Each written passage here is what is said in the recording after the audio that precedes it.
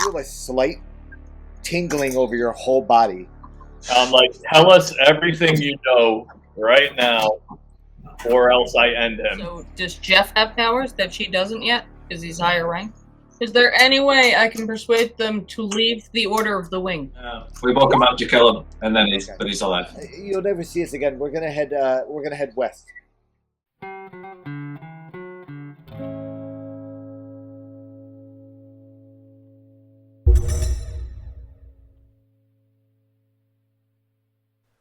Hello, everyone, and welcome to episode 10 of the Esaconia campaign. I'm going to apologize in advance. For this recording, my microphone failed to record, so there is no audio of any of the DM talking. So I'm going to try and do voiceovers to kind of compensate for it and see what we can salvage from the footage. A lot of it might be narrative and voiceover, but I think that might be okay. The players still had a really good time, and hopefully you guys do too. For this session, you'll notice that we don't have Tav with us, and let's see what happened. Somebody make coffee? While you were sleeping, Tav got up and wandered into the bushes for a pee and never came back. I don't know what happened to him. Did you go to check on him? I looked around, but I couldn't find him. Probably got drunk and fell in a I didn't want to wander too hole. far into the woods by myself. He's not supposed to drink without a friend. Lady Milken did say people were disappearing in the woods. That she did. Touche. There's canon. The party is discussing the necklaces that they found on the two acolytes, and also the ones that they got from the acolytes that were found at the Battle of Belloc. And they're discussing what they want to do with the necklaces. Yeah, we said I was going to be wearing the necklaces because they didn't affect me, right? Well, you don't know if they affect you or not. You're not sure what they do. I don't think it How did. many I think do I put it in my back. How many do we have total? 4? 3? 4, according to my notes. All right. So I'll assume I have one. I put it on. As Kaido places the necklace around his neck, he feels a very similar tingling sensation come across his whole body, and he is unsure of what it feels like, but it feels like a warmness through his whole body. This is interesting. These do seem to be enchanted. Does anyone have detect magic? I do. Can I tell if it's evil or good magic? I have my Kraken. I was going to say, yeah. Get your amulet going. Nice. All right, so who's putting on a necklace?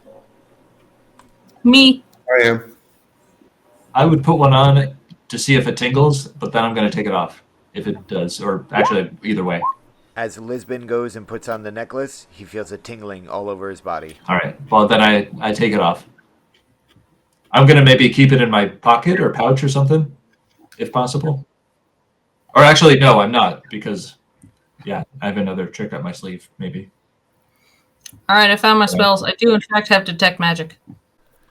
As you cast Detect Magic, you notice that all the necklaces give a faint glow of magical powers. Do we know the school of magic? The magic that comes off from the necklaces appears to be enchantment. So does Freya tell us this? Oh, I don't sense that it's either good or bad. It is definitely enchanted, but I'm going to need a little more time with it to see if it's just enchanted for protection or illusion or whatnot. All right, so what does everyone want to do now? Where do you go next, and what are you doing? For story reasons, I'd probably investigate where Tav went, but then because that's a pragmatic impossibility, I guess the next thing would be, where does everybody want to go? Keep going north? Or follow the tracks, I mean? I think we should follow the tracks. Well, didn't Jeff and Leslie tell us there was a cemetery that way? And some kind of church or something, a cathedral, chapel? Didn't they tell us that? That sounds familiar, yeah. I'm missing that stuff there. Jeff and Leslie informed you guys that the cult was held up in a tomb up north. Okay. Yeah, and these guys are the Order of the Wing, right? That's what the cult is called. think we should probably follow the tracks, but carefully. Yes. Yeah, so let's follow the footsteps in the tracks. Maybe Tav went ahead. Yeah. As you guys continue on your way, following the path, you come to a graveyard. Here there's a path going east to west, and you notice that the path has heavy tracks coming from both directions and seem to converge at the staircase that's here. This convergence seems to have some kind of transfer going on, and as you look into the graveyard, you see that a lot of the graves are dug up, and a lot of the tombstones are broken, and the mausoleums seem broken into as well. The tracks still continue onward, but they do seem to go in 3 separate directions at this time. Alright, so the tracks are going up the steps, correct? Correct. The paths all seem to kind of converge here. Can you roll a survival check for me? Good. With those survival checks, you see that the tracks seem to kind of converge here, like I said previously, and they all seem to be headed north up the stairs. But there's also some bigger tracks here that don't look human. Up the stairs? Yeah, up the stairs, and kind of seems to kind of go in random directions. They're just big footsteps, and their prints don't really seem to make sense. Maybe it's Tav. Maybe it's not. Do we hear anything? Roll me a perception check. Rolling perception check. Perception. Where are you? You don't seem to hear anything at all. Just the birds in the trees, the wind through the trees here, the birds flying around, maybe some insects, and just seems like a normal everyday day. Okay. Can I use my passive investigation? You can make an investigation check, but just let me know what you're going to be investigating for, and then you can roll for it. Anything the other guys might have missed. Any, ritualistic signs or anything like that? Awesome. Super cool. Yeah, make a roll for it. Oh, awesome. Okay, so around the graves, you do see that they're undug, or dug up, rather, and it doesn't really seem to be any ritual or anything like that, but maybe in some places it looks like there might have been some kind of preparation or some kind of prayer or something like that. So... yeah, maybe there was some kind of ritual here, but nothing too magical, you don't think? Okay, interesting. Can I do an intelligence check, maybe, to see if I would know why there's 2 carriages that kind of meet here? I have a feeling it's kind of maybe a hub, a trade hub of bodies, / would I know anything about the large footprints? Would I be able to, piece together maybe why? This seems to be a hub where carts seem to come from the east and the west, and then another cart seems to go north from this path here. They do seem to come together here. You can tell from the motions in the wagon wheels in the ground that it seems to be like there's heavy carts coming here, and then they get lighter as they move away. Mm-hmm. And the cart, I'm assuming, they kind of go off in the distance, too far to really see in each direction? Yeah, they just travel down the path. Okay, yeah, fair enough. It kind of confirms my suspicions. I don't think so. Well, just the stuff that Morgana found, the bones being like a ritual, there's large, weird footprints, and then we know that there's they seem to trade bodies here, yeah, and one of the wagons gets heavier as it arrives and leaves here. And what direction do the large weird footprints lead? I wonder if the big things are what's digging up the bodies and breaking the mausoleums. Mm-hmm. Like a orc excavator. or trying to protect them. Maybe. Would we know? We'll go into the cemetery, or if you guys want, I could try to stealth in there and snoop around, see if I see anything that might ambush us or be dangerous. We could go into a mausoleum too. We could. Yeah, why not? Yeah, I think we should look around. Are we in the cemetery or outside? We're currently outside. Okay. Where's Kaido? I'm gonna go to here. I'm gonna go to here and I'm gonna hide. Do I have to roll to hide, Dan? Absolutely. Roll to hide. Okay.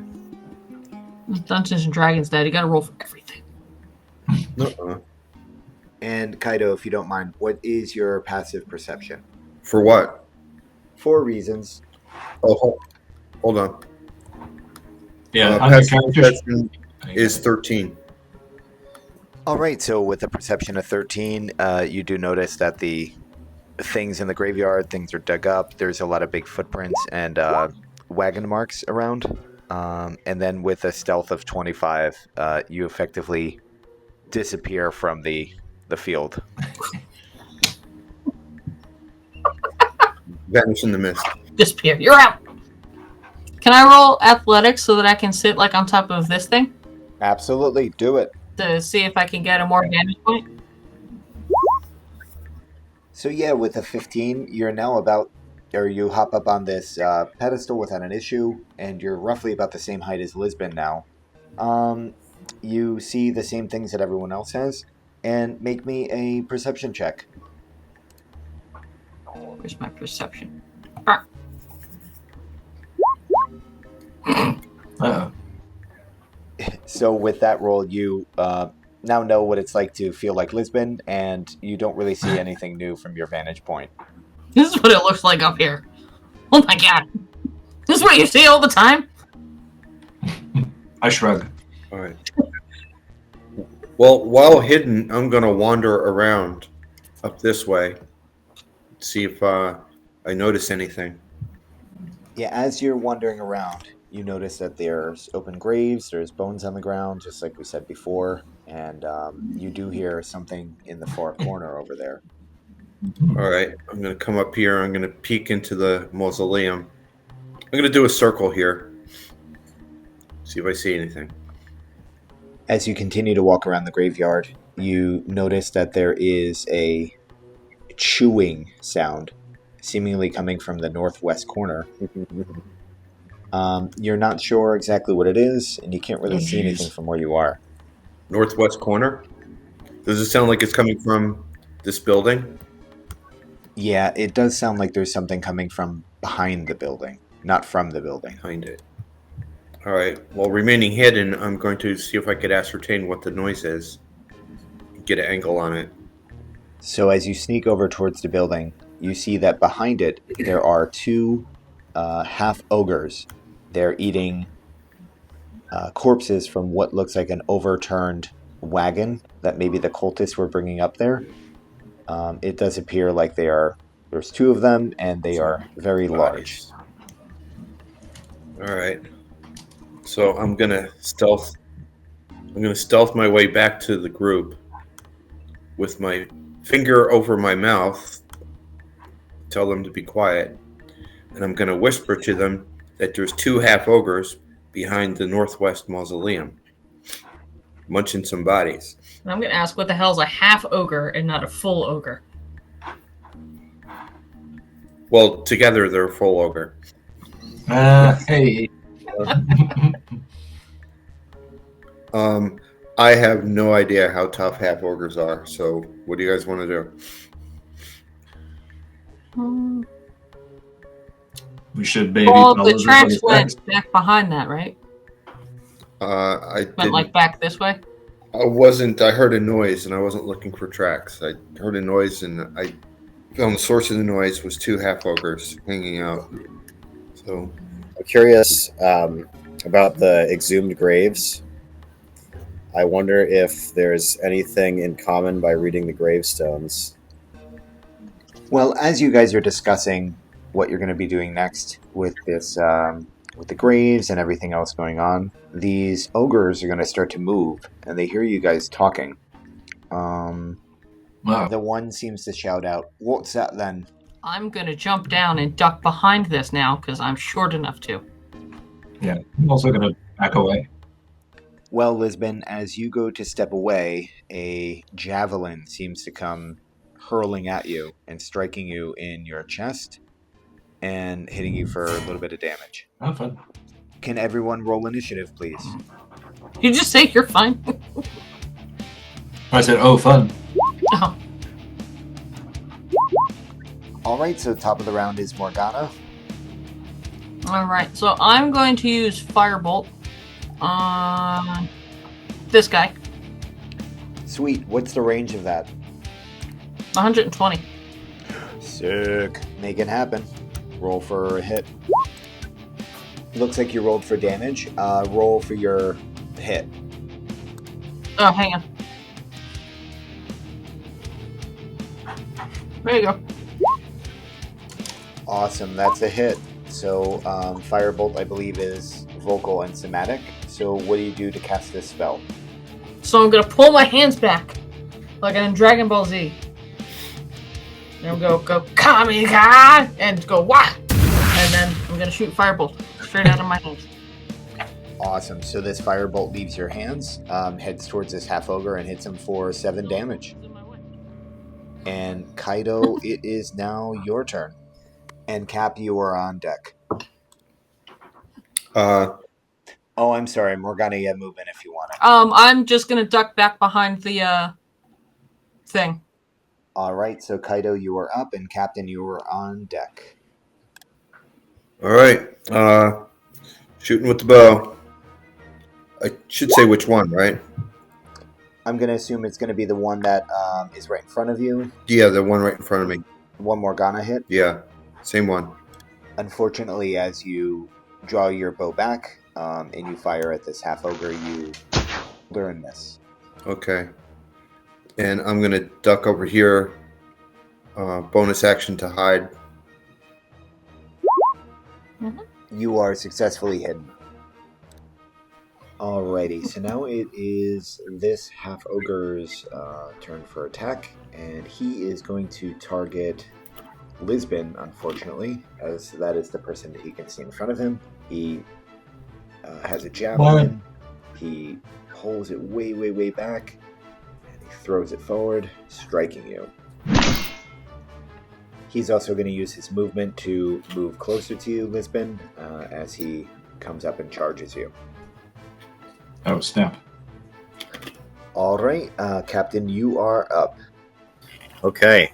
I'm going to invoke Eldritch Blast. Zlogroth Cairn, Velnoth Kuthur, Nagorth Ul Zeldenkai Trakvul Nur. By claw of mind and scream of star, I summon forth the lash from afar. Nice. And I rolled. I don't know if it goes through. I think that's an automatic hit, isn't it? Yeah, after that, yeah. Super awesome. Okay, so for me, you're going to get a hero token for that.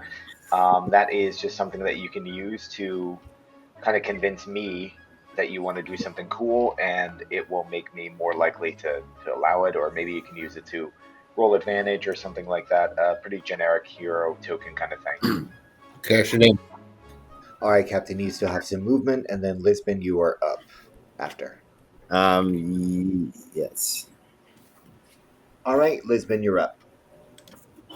Okay, yeah, I'd kind of like to try maybe negotiating with it. I'm going to take out my rapier and, like, get ready. But I'm going to say, like, do you want to die or do you want to eat? Like, he could either be killed by us, or he can help us find the person taking his food away from the graveyard. Mm. All right, roll a perception check. Perception or persuasion? Oh, you're right. Persuasion check. Oh, just making sure. I have a -1. All right, he turns to you and he says, "I'll just kill and eat you." I mean, I guess I'm gonna rapier this ogre guy. Rapier him. Maybe not. I don't know. I think that just misses. Yeah, unfortunately, that misses. Sorry. All right, I was distracted by my own speeches. Alrighty, so now it is Big Half Ogre's turn. He is going to focus in on you, Lisbon. What is your AC again?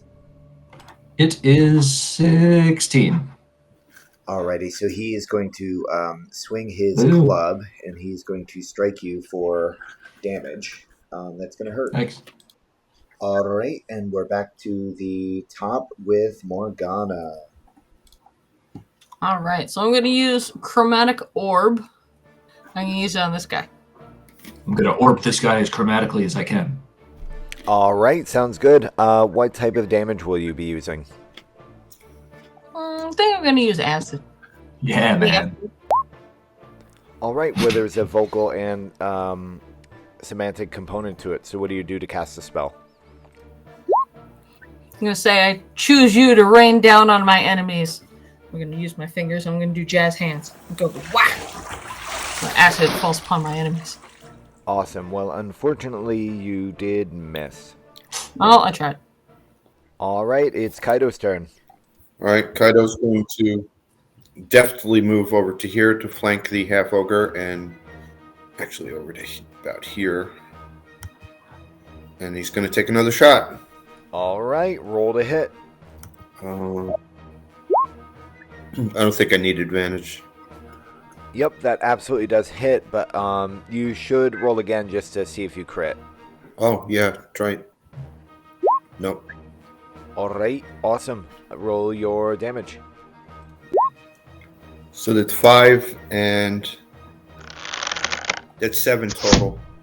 Alright, awesome. You still have bonus action and a little bit of movement left if you want to do anything else. I'm going to rehide. So, here we go, hiding again. Hidden. I agree. Yeah, you definitely are very well hidden.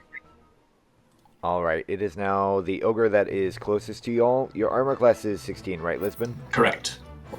Alrighty, so this guy, he takes a big swing and he strikes you, and he hits you for XYZ amount of damage. How many hit points do you have left? 5. Oof, sorry. It's not me dying this time. Alright, and that's the end of his turn. Captain, you are up. What do you want to do? Okay. The ogre that's closest, how far does he have to go to die? How many points left? Well, you wouldn't really know, but you can definitely see that he's injured. Oh. Can I use my hero point to make a prayer to the old ones for protection to our group? Yeah, absolutely. That sounds super cool. What exactly would you be praying for to the old ones? Yeah, just like a shielding effect. So whatever hit is done. It's I don't know, some amount reduced. Yeah, nice. That sounds awesome. So let's do this. Let's have you roll a persuasion check as you try to appeal to your patron, and then we'll see what you roll. What am I rolling? A D20?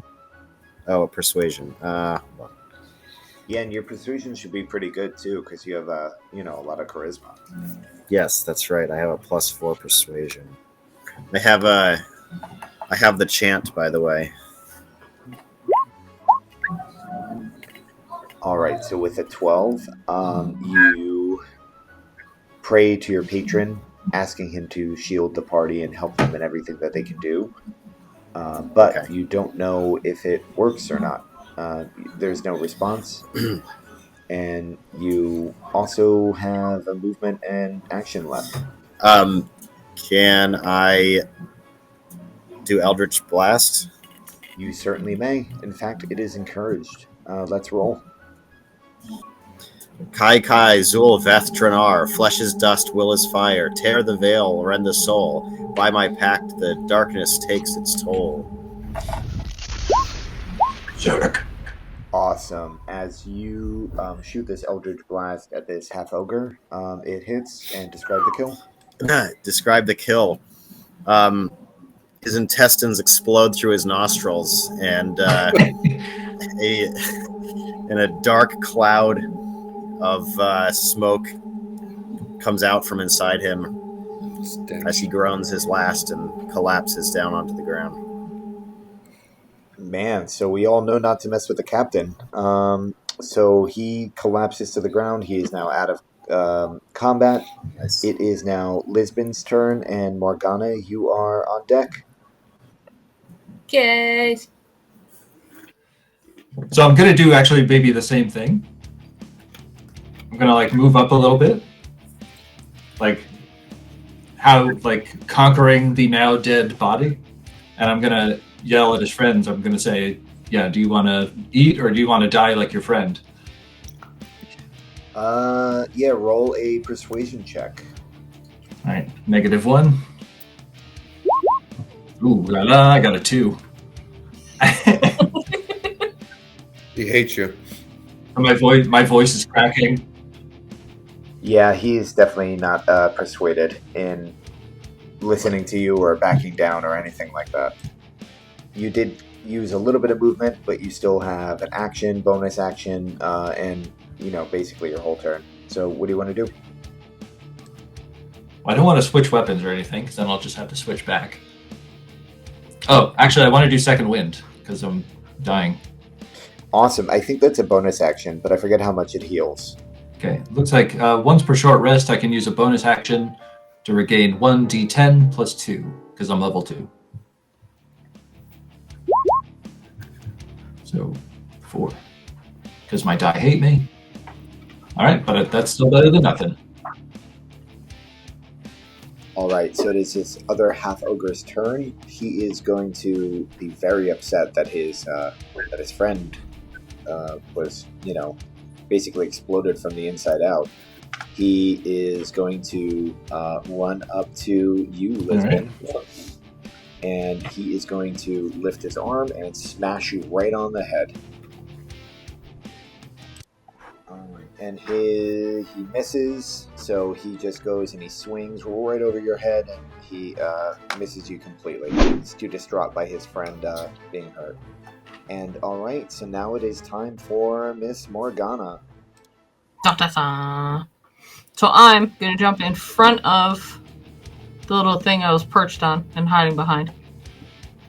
Because you attacked my bodyguard. So I'm going to use my spear.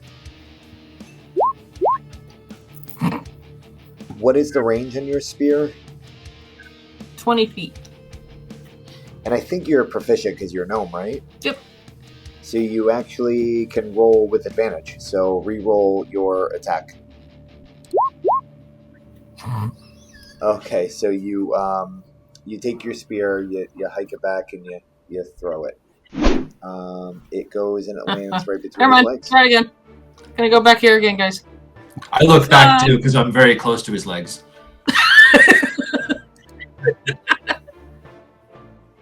Wait a second. Yeah, I'm gonna go back to hiding behind the little statue here. All right, and with that, it is now Kaido's turn. All right. Kaido is going to move to flank.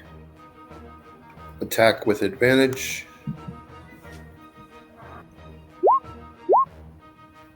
And we're going to roll 3d6. I looked it up, Dan. It's my level. Sneak attack damage is half my level rounded up. So when I get to level 3, it'll be 2. It'll be 3 total. So, yeah. Awesome. So, you shoot your bow. It goes and it hits this half ogre. It does, that damage. He's definitely a little bit wounded. He's still up and ready to fight, though. Is there anything else that you want to do with your turn? You just have bonus action and movement. I'm just going to rehide. So, rehiding. Stealth. Uh-oh.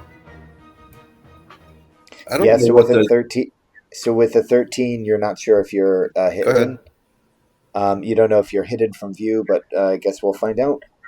He's going to take his turn. He's going to attack Lisbon, raising his big arm right in front of him, and bam, hitting him right down for about looks like 12 damage.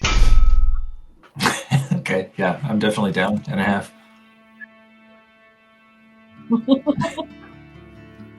Yeah. So as he hits you, you crumple to the ground before his feet, losing consciousness, and now you're going to have to be making death saving throws. One thing that we will be doing is you still have 5 feet of crawling while you're down, so that way you can crawl away. It also won't trigger an opportunity attack. You can also sacrifice a death saving throw as a failure to do an action if you want to kind of attack as a last heroic stand. But we'll kind of take it from there. Other people can definitely come and help you, and we'll see. Right. Hopefully that all makes sense. Any questions? Yeah. I think so, yeah. How many? You get 3 saves, right? Yeah, so you get 3 saves. Well, it has to be 3 successful saves or 3 failures. 3 failures leads to permanent death, and 3 successes leads to you regaining consciousness of 1 hit point. All right, so Lisbon, let's have your first death saving throw.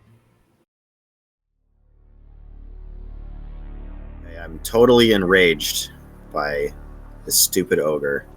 So, put my hands together again. Go, Kameyame, you son of a bitch! And they go, wah! But that doesn't work. They're toast.